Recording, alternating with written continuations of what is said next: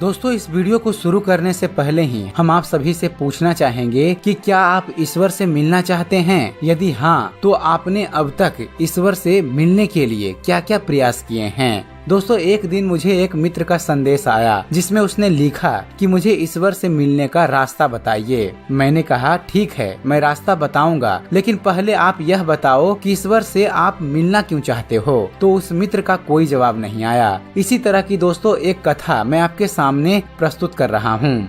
दोस्तों, बहुत समय पहले की बात है जब ईश्वर को लेकर बहुत चर्चाएं चला करती थी। ईश्वर की महिमा और सर्वशक्तिमान की बातें सुन सुनकर एक जिज्ञासु ने सोचा कि ईश्वर से मिलना चाहिए। बहुत सोचने के बाद उसने अपने खाली समय में ईश्वर को खोजना शुरू कर दिया। एक दिन वह एक मंदिर में गया और पुजारी से पूछा, पंडित जी, मुझे ईश्वर के दर्शन करना है। पंडित जी बोले, आओ आओ, यहाँ दक्षिणा चढ़ाओ और कर लो दर्शन। जिज्ञासु बोला, महाराज, मैं असली ईश्वर से मिलना चाहता हूँ। पंडित जी बोले, तो फिर तुम्हें किसी योगी के पास जाना चाहिए। जिज्ञासु बोला, वह कहाँ मिलेंगे? पंडित जी बोले, यहाँ से 2 योजन दूर एक पहाड़ी पर एक योगी महाराज रहते हैं। वह तुम्हें ईश्वर प्राप्ति का मार्ग बता सकते हैं। जिज्ञासु बोला, वह कोई दान दक्षिणा लेते हैं क्या? पंडित जी, नहीं, योगी किसी से कोई दान नहीं लेते हैं। यदि तुम स्वेच्छा से कोई उपहार देना चाहते हो तो दे सकते हो। इसके पश्चात जिज्ञासु ने सोचा कि 2 योजन बहुत अधिक होता है, चलते चलते शाम हो जाएगी, कल जाऊंगा। ऐसा सोचकर वह घर चला गया। दूसरे दिन अपना सारा कामकाज जल्दी खत्म करके वह योगी वाली पहाड़ी की ओर चल दिया। चलते चलते वह थक गया। पास ही एक झरना बह रहा था। उसने हाथ मुंह धोए, पानी पिया और फिर चल दिया।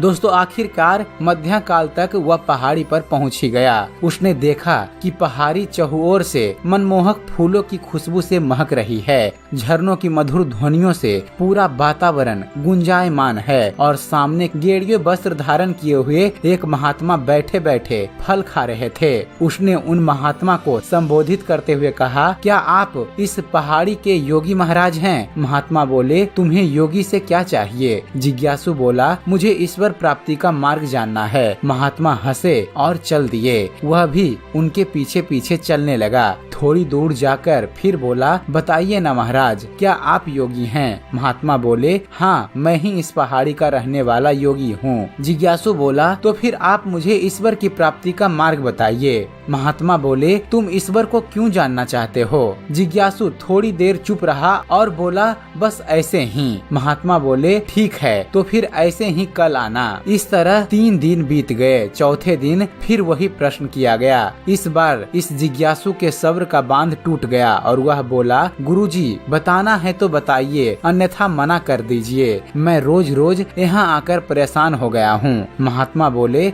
चलो ईश्वर से मिलने से पहले स्नान कर लें। यह कहकर वह दोनों एक नदी के किनारे पहुँचे। महात्मा ने पूछा, क्या तुम्हें तैरना आता है? जिज्ञासु बोला, नहीं गुरुजी, मैंने तैरना नहीं सीखा क्योंकि मुझे पानी में उतरने से बहुत डर लगता है। यह सुनते ही महात्मा ने उसे नदी में धक्का दे दिया। गिरते ही वह चिल्लाने लगा, हाथ पैर मारने लगा और डूबने लगा। थोड़ी देर बाद महात्मा ने उसे बाहर निकाला और पूछा, जब तुम पानी में थे उस समय तुम्हें सबसे अधिक चाहत किस चीज की थी? जिज्ञासु बोला, महाराज, उस समय तो मेरा पूरा ध्यान अपने एक एक श्वास पर था कि कौन सा अंतिम होगा। तब महात्मा बोले, क्या इसी तरह की चाहत तुम्हारी ईश्वर के प्रति है? जिस दिन तुम अपनी सांसों की तरह ईश्वर की कीमत समझ जाओगे, उस दिन तुम्हें ईश्वर मिल जाएंगे। दोस्तों, हम में से अधिकांश लोगों की यही हालत है। हमारा ईश्वर को चाहना केवल शब्दों तक सीमित है। परिणामतः ईश्वर हमें नहीं मिलते। यदि आप सच में ईश्वर से मिलना चाहते हैं फ्रेंड्स, तो ईश्वर के प्रति अपने हृदय में अविचलित चाहत जगाइए। ईश्वर को केवल पूजा तक सीमित मत रखिए, उसे दिल में बिठाइए, अपनी यादों में जगाइए, उनसे बात कीजिए। विश्वास कीजिए फ्रेंड्स, ईश्वर आपसे दूर नहीं, दूरी केवल दिलों की है। हमेशा याद रखिए फ्रेंड्स, जब ईश्वर को आप दिल से चाहेंगे, निश्चय ही उसे